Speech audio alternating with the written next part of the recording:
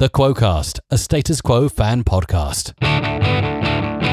My guest in this episode of the Quo-Cast is, he does loads of stuff. Dave Sweetmore, welcome to the podcast.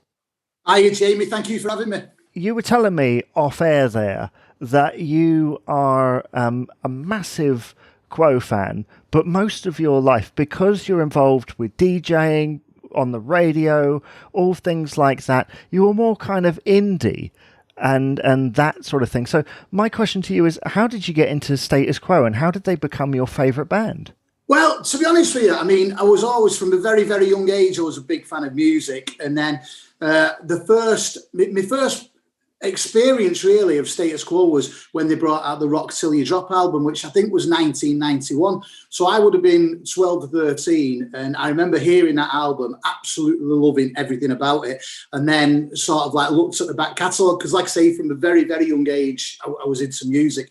And from Rock Till You Drop, I don't know why, I sort of skipped the 80s and kind of like went further back to obviously the early psychedelic days and then into obviously, you know, the obvious stuff, Paper Plane, Caroline, but stuff like Down the Dust Pipe, In My Chair, you know, Matchstick Men, stuff like that. I absolutely loved them. From that moment on, I was a massive fan and like probably all Status Quo fans, it never goes away.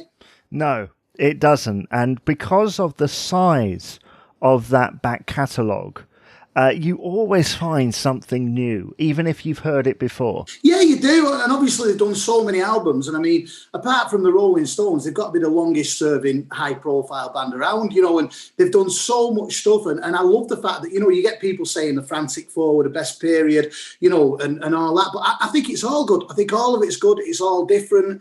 And, you know, you can listen to some of the earlier rock stuff. You can listen to stuff that's obviously got, you know, Ross's, you know, experiences and influences in, and I just love it. They've done so much great stuff, and obviously there's always going to be one or two songs you're not keen on, one or two things they've not done, you know. But then you hear something else and you realise why you fell in love with them. It's like a long-term relationship, really, when you love a band as much as you love, you know, a band who've got the longevity of Quo. So when you started looking through, and you went through the 60s stuff and the 70s stuff, as you say, and you started with Rock Till You Drop, which is a great starting point and one for many fans.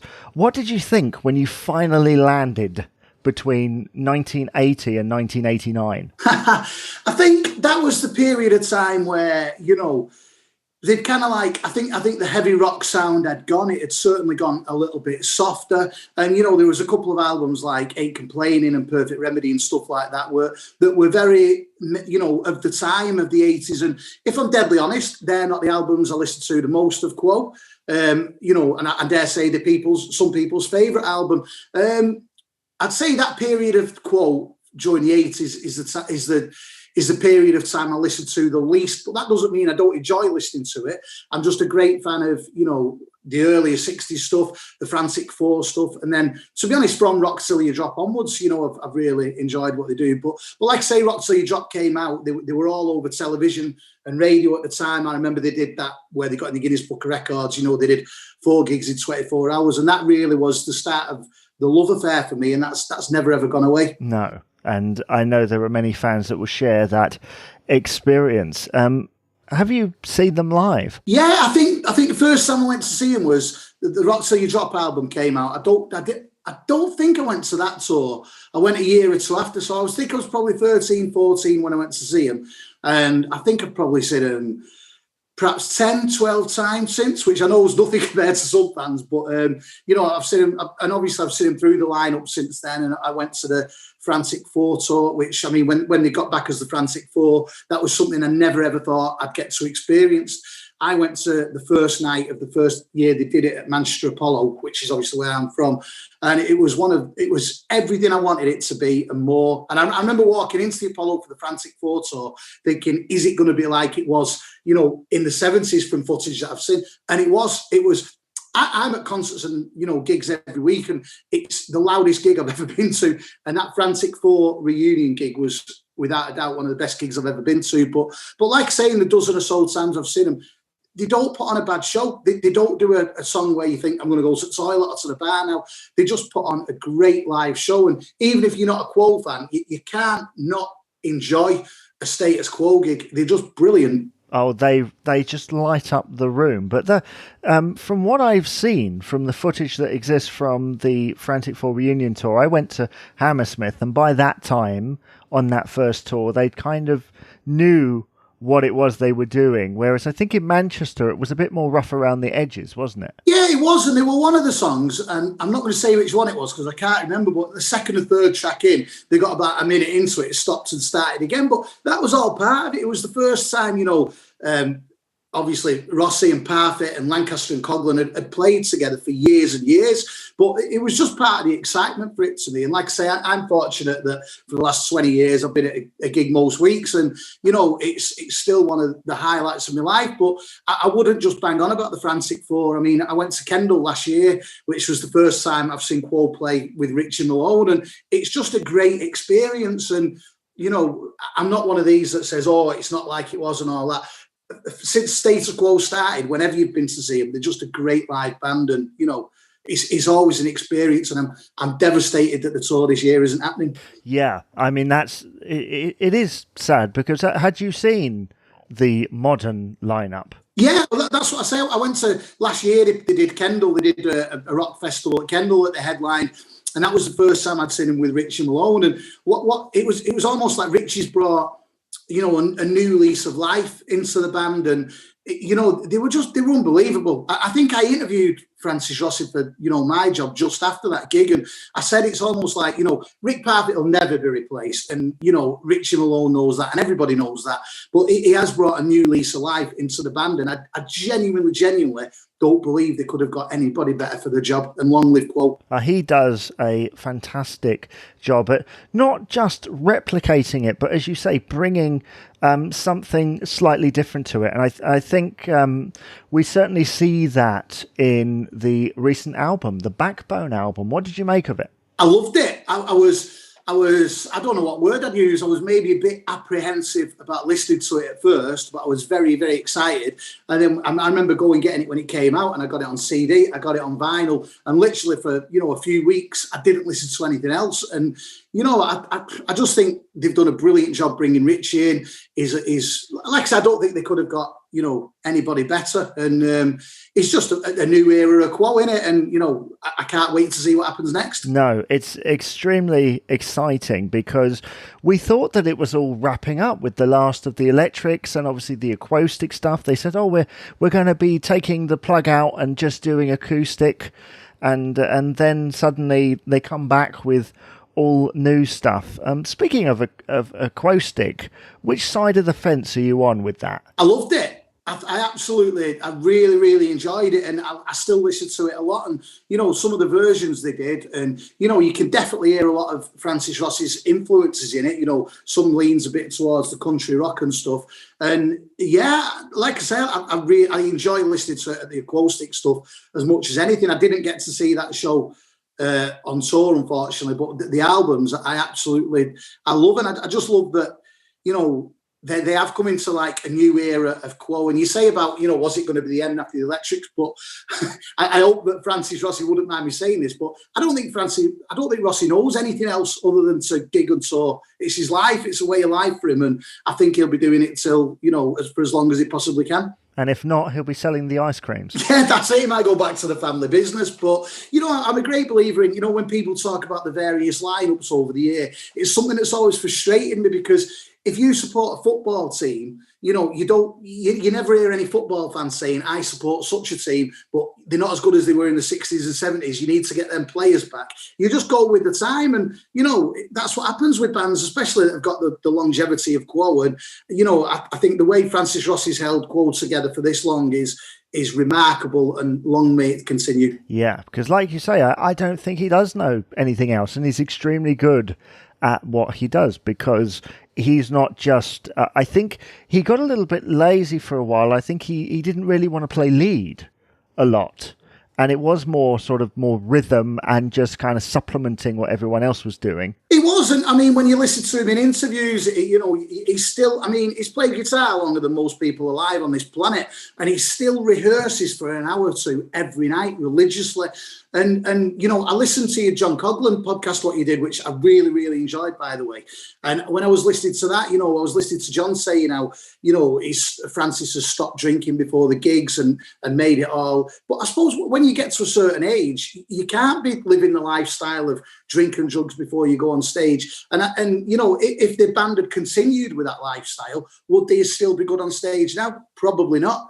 Like I say, we're going back to, again, the show that Quo put on is second to none. And, the fact that Rossi still rehearses like he does, it shows. And, anyone who's never seen Quo, honestly, you need to go and see him, because not only will it be one of the best bands you've ever seen, you have one of the best nights of your life while you're there. And I think there was something of a rebirth at Hyde Park last year for the Radio 2 event, which I think blew off the cobwebs somewhat. I feel for that, and you may disagree, Jamie, I think the good thing with the Radio 2 gig was obviously Richie Malone had been brought in place. He'd done some gigs with them, they'd done the album. But I think that was the first time that the general public, who perhaps aren't all Quo fans, got to see Richie on stage through telly, through the internet. And I think that was Richie Malone's moment when people went, Quo are still Quo, and they've got the right man for the job. I have to point out one comment I saw on Twitter which made me laugh, which was towards the end of the gig. They played Whatever You Want, obviously. And somebody on Twitter went, "Who's that grey-haired old guy who's just joined them for Whatever You Want?" And somebody had to reply, "Well, that's Andy Bowen. He's been with the band since practically 1976. And it's funny because some of those lesser members were, in comparatively, when you compare to when Rossi and Parfitt used to do interviews, it would always be Rossi and Parfitt, even to the point where some people describe them as a duo rather than a band. So then suddenly you've got Rhino, you've got Andy, you've even got Leon doing vocals, and suddenly there they are at the front. That's it. I think you say, unless you're a Quo fan, your average man on the street would know Rossi and Parfitt. And like you say, for a long, long time, it was Rossi and Parfitt. The passing of Rick Parfitt is tragic. We all miss him. But I think the one thing it has done, it's made people perhaps realise that Status Quo is a band. And like you say, how long's Rhino been with them now? Since the early 80s, and he's done a great job in, taking over from Lancaster. And like you say, Andy Bowen been with them for over 40 years. And, I think it's very much gone, I hope you agree with this. I think it's very much gone back to a band rather than Rossi and Parfitt. I think that's a fair comment. Do you agree? Yeah, I do agree with you there. And I think the latest album was definitely a showcase of that. The fact that I think they all had a writing credit on there. There was little moments for everybody. People have commented about the beginning of Waiting for a Woman, the opening track to Backbone, going, oh, well, it's very underkeyed. And the way I see it is that it's almost like introducing some of the new elements into the band, because this is the first time that Richie's been on an album. It was the first time that Leon's been on an original album rather than just doing a scaled back version of a song they'd recorded with another band practically. And so this was the first time. So having Leon start it off, I think, is a great, there's nothing ego about that. I'd agree with that. And after the passing of Rick Parfitt, it would have been very easy for Rossi to go, right, I need to take over here now. And he hasn't done. He's kind of like said, he's almost gone, this is still a band, and he's let everybody have the moment. And as you just said there, Jamie, it's sort of like all of a sudden it is a band again, and it's not Rossi and Parfitt. And the fact that, one of the greatest things in music for me is the fact that they've released Backbone, and I think it's the biggest selling album since the early 80s, and I think that shows that there's still a lot of love for Quo, and there's still a lot of faith and belief in the band, not just off the hardened Quo fans, but of public music fans in general. Definitely. There's still lots of stories yet to come. At the moment, Rossi's doing all of his talking tour stuff, talking about his life. Yeah, very much so. I mean, I went to see that in Preston last year, and I'm going to go and see it. Well, it should have been this year in Stockport, but it's been moved to next year. And I think it's great he's doing that as well because, telling his life story and, about how Matchstick Men came from the Jimi Hendrix song, Hey Joe. And I think it's brilliant what he's doing. And, I'm not a big fan of social media in a lot of ways because it's a place for people to moan that they might not moan in person kind of thing. And he's took a bit of bashing Rosset. And I think my opinion is it's very, very unfair. He's kept one of the highest profile, greatest rock and roll bands ever on the road for so long now. And the fact that he's going out telling, his story and, you look at the dates for the tour next year, I talk too much. These young bands couldn't handle that tour schedule. It's massive. It's like 3 months long without a break. So, I just think it's brilliant what he's doing. And this is probably a very daft comment, but he's one of the biggest rock and roll stars in the world. But I think he's still very much underrated for how great he is as a frontman and as a guitarist. Yeah, I mean, some of those solos he did back in the 70s were utterly amazing. And sometimes it even just sounded like sometimes it sounds effortless. But with him, it sounded both laboured and effortless at the same time. It does. He's a very, very natural musician. And, I think that's why, that's why he's great. I mean, how he's ran around the stage for years playing all them great solos. And he's still doing it now. And like I say, it absolutely, the first time I heard that he still rehearses every night for an hour or two, it astonished me. But I thought that's why both Rosset and the band are so good at what they do. And like I say, the fact that, Richie Malone's jumped in and as well. And I don't think they could have got anyone better. I just think the whole outfit now, I think it's a new era for Quo. It's been a really sad year because they brought the Backbone album out. They were getting lots of radio play again. And, I just hope that momentum continues next year when things do go back to normal after this pandemic. Well, hopefully so, because there's just so much more material, I think, to come from them, and their live stuff was about to get a lot more interesting because it sounded like there was going to be a massive overhaul of the set list. Yeah, I got that impression. I mean, obviously people are still going to want to hear all the hits. I mean, as much as you get hardened Quo fans going to the gigs, you get people going who just like Quo and just like gigs. So they've got to continue doing all the hits. It'd be stupid to think otherwise. But going back to what we were saying before, Jamie, the back catalogue is that big. They could do a week's worth of shows, with all different material, never mind a night. So, yeah, I think it is going to be very, very interesting. I listened to an interview with Richie Malone where he was saying, one of his favourite tracks was One Man Band off the Rock Till You Drop album. And I'm thinking, that's a great song, that. And could you imagine them throwing something like that live back in? And, I got excited years ago when they started doing Matchstick Men again and stuff like that. The amount of material they've done is, it's endless. And it's funny, it's a bit like the Beatles in a way. If anyone ever says to me, they're not a fan of the Beatles or they're not a fan of Status Quo, I always say, you've not heard enough of this stuff. There's that much material. There's got to be stuff you like in it. Yeah, and I dispute that claim that everything sounds the same. Because the thing is, music has a similarity about it anyway. I think any band you listen to, you can hear similarities. That's why whenever they bring a new record out, you know straight away who it is. And I think it became a bit of a standing joke, really, didn't it? But they're just a great band, and I totally agree with you. All the music doesn't sound the same. There's so much material to go through. Yeah, and I do like the fact that in the late 2000s, they suddenly started to embrace that 60s career, because up until that point, they played like Matchstick Men and Ice in the Sun occasionally, but the fact it was now a part of the set, and they released a greatest hits album called Pictures, was amazing. And I wonder whether that was an attempt to try and sell it in America. I don't know, to be honest with you. I've never thought about it like that, but you're quite possibly right. But I mean, the 60s stuff for me, which does often get forgotten about, not just on the live shows, but generally. I mean, some of that early, the psychedelic stuff from Matchstick Men and Ice in the Sun and all that kind of stuff. So, to the crossover period, I mean, one of my favourite Quo albums, probably the Quo album I listen to the most, is Mark Kelly's Greasy Spoon. And when you listen to some of the stuff on that, it's just brilliant. And I mean, April, Spring, Summer and Wednesdays, that's got to be one of the greatest records ever made.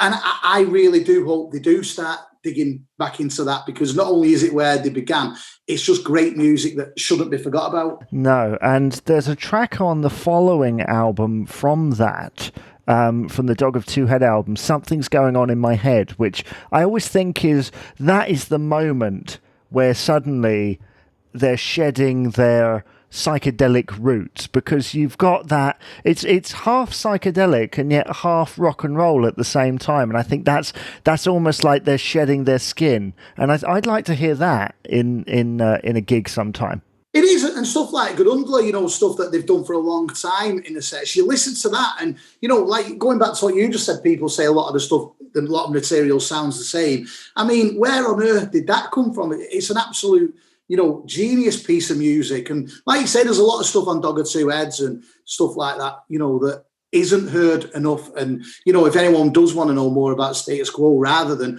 rocking all over the world, whatever you want, and In the Army Now and that kind of stuff, listen to that kind of stuff. And, so many bands were influenced by Status Quo, and perhaps they don't always admit it. Kasabian, they brought a song out a few years ago called Shoot the Runner. And the B-side of that was their version of Pictures of Matchstick Men. And I'm thinking it just shows how influential Status Quo were, not just through the Frantic Four and new period of the band, right back to the early days. I think they're so important and influential that, sometimes it's overlooked just how important they are. Even the other day I was watching a video, it was like 100 guitar riffs of the 70s or something, and it was this guy playing guitar, and he got about halfway through, it was like 51 or something, and it said Pictures of Matchstick Men by Camper Van Beethoven. And I'm like, okay then, because it's funny that I often run into Quo connections even when I'm not looking for them. There's always something there where you think they had something to do with that, or they were involved in that. I was going to ask you, because you're a DJ, you've done DJing and all that sort of thing. What kind of music is that? I've made a career out of the Manchester music scene and the indie music scene. So obviously the Manchester music scene's your obvious Stone Roses, Oasis, Happy Mondays, stuff like that. I've worked with them bands for a long, long time. That's where I've made my name and my career. The indie music scene, I think indie is such a generic word. I think if the word indie had been around in the 60s, bands like the Beatles, the Animals, Small Faces, Yardbirds, Rolling Stones, even Status Quo, they would have been classed as an indie, i.e. independent rock and roll band. So it's everything from the early 60s stuff to the Jam, Sex Pistols, the Clash, right up to obviously the Arctic Monkeys, Cortinas, bands like, it's basically guitar music. Yeah. I mean, the Beatles track that's come to mind that always makes me think it could have been released in any era is Helter Skelter. I knew you were going to say that. Yeah? Really, a lot of people, I work with a lot of DJs and stuff like that. Helter Skelter, really, many classes, the first ever dance record, because that record, really, it could have been a Chemical Brothers song, or it could have been something Fatboy Slim had done. And, we're going on to another band here, aren't we? But again, the Beatles, it's like, what they did in less than a decade. They covered so many genres of music, and that's where I go back to the previous comment of Status Quo and the Beatles. If anyone says, "Oh, I'm not really into them, I don't get it," it's a case of, well, they've done that much stuff, you've not listened to enough of it. No, and there is so much there to go from. And the reason I say Helter Skelter is because around 2006 to 08, there was a massive load of guitar bands suddenly come out that were really up high in the charts. And to me, listening back to that stuff had a very similar kind of feel to what was coming out at that time, yeah. You mentioned Helter Skelter, and I was trying to think of the records to cross-reference it with. I think Helter Skelter and Tomorrow Never Knows, they're the two Beatles tracks that really started not only dance music, but the heavy metal sound as well. I mean, like I say, Tomorrow Never Knows was probably the more dancier of the two tracks, but then Helter Skelter, it was just a heavy metal record of that time, really, wasn't it? So Tomorrow Never Knows and Helter Skelter, for me, was the beginning of dance and metal, really. And in Quo terms, they're often termed as hard rock, and yet I think really the hardest record, I think they often say, is Drifting Away from the Quo album. In fact, that whole album is probably the hardest that they've ever gone. Yeah, definitely. I mean, like one of my favourite tracks from that period of time, the early 70s, if you like, was Slow Train. And back then you would have classed them as a hard rock band. But, you know, when you listen to stuff like Wild Side of Life and Margarita Time, you can hear Ross's influences. And I think that's a great thing because, you know, you just look back to the early rock and roll stars, the like of Jerry Lee Lewis, Buddy Holly, Little Richard. They were all influenced by the early, you know, country and western rhythm and blues gospel sound. And that's all that Francis Rossi does, is go back to his influences. And whenever I'm a big fan of new music, I love supporting new bands. And whenever I discover a new band or I hear a new band, I always love to find out what influenced them and what they was into. And that's exactly what I did with Status Quo. And the fact that Francis Rossi often releases material that is what he's into and is what influenced him. I love it and I really, really relish it. And, you know, the album that he's done in the last couple of years with Hannah Ricard, I love the fact that he's just done an album, what he wants to do. Love it. And, you know, yeah, they've been a hard rock band. They've been a rock and roll band. They've been a bluesy band. They've been going 50, 60 years. They've been a lot of bands, haven't they? Yeah. I mean, I liked that album. I mean, technically, although it was with Hannah Ricard, technically that's like his third solo album, technically, following King of the Doghouse in 96 and then One Step at a Time in 2010, which was very, I think he called it like Quo at one point, One Step at a Time, because that's what it sounds like. It's sort of, it sounded like half of it was sort of half like Quo rejects. Yeah, I get that. And maybe it's stuff that the rest of the band perhaps didn't want to go on an album, but was too good to, you know, sit in a writing book at his house, you know what I mean? And I think all, you know, if you include the latest album, all three solo albums he's done have been brilliant and I've enjoyed them. It's almost like a different experience to listening to Quo, but still listening to one of your favourite frontmen. So, yeah, I'd agree with that. And, but yeah, King of the Doghouse, stuff like that, brilliant, really good. Rick Parfitt's solo album was a surprise, wasn't it? It was, yeah. You know, again, it was great, and it makes you wonder if Rick hadn't sadly passed away, what would have happened next? Would he have done more solo stuff? Would he have done a solo tour? I mean, one thing that really interested me, going back to your last podcast with Coughlin, was when John said there was talk of doing a Status Quo PLC.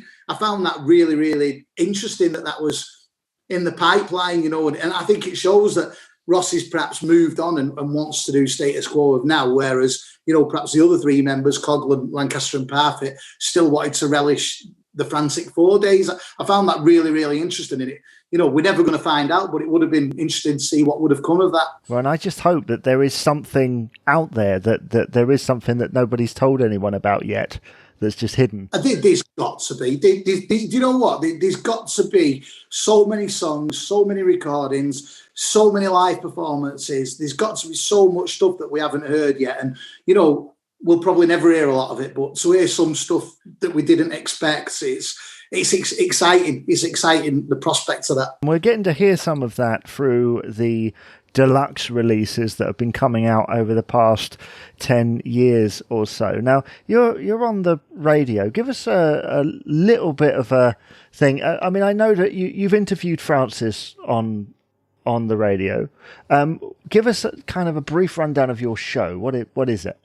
I do a lot of filling in and stuff like that on shows, and everything I do on the radio is based around music and sport. My particular show that's based on a station in Manchester is an indie rock and roll show. It's an absolute privilege to do it, and I play everything from, I always call it the best records ever made. So, you know, that includes a lot of the indie type stuff, but I love playing music that influenced our favourite bands now. So, you know, the obvious one is obviously Oasis. Everybody knows that, you know, the Beatles and Slade and T-Rex and the Rolling Stones influenced them. So my particular radio show I do in North Manchester, in the Manchester area, is very much based on great, mainly British rock and roll music. And it's great that I can throw Quo stuff in as well, obviously. Do you go kind of obscure at times?